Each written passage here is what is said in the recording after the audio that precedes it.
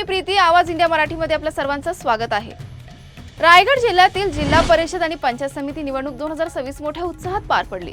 जिल्हा परिषदेतील 59 जागांसाठी आणि पंचायत समितीतील 118 जागांसाठी मतदान झालं आणि सरासरी 69.91% मतदान नोंदवलं गेलं। रायगड जिल्हा परिषदेच्या निकालावर सर्वांचं लक्ष लागलं होतं, कारण हे कोकणातील महत्त्वाचं राजकीय ठराविक क्षेत्र मानलं जातं। या निवडणुकीत शिवसेना, राष्ट्रवादी काँग्रेस आणि अपक्ष उमेदवार यांच्यातील स्पर्धा दिसली।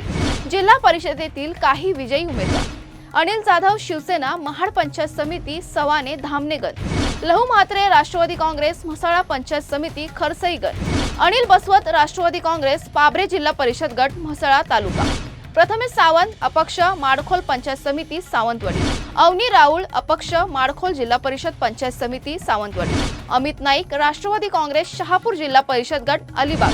या निवडणुकीत राष्ट्रवादी काँग्रेस आणि शिवसेना यांचे उमेदवार बऱ्याच जागा जिंकताना दिसतात, तर काही जागा अपक्ष उमेदवारांनाही मिळाल्यात। त्यामुळे रायगड जिल्ह्यातील राजकीय संतुलन आता नव्या रूपात दिसत आहे।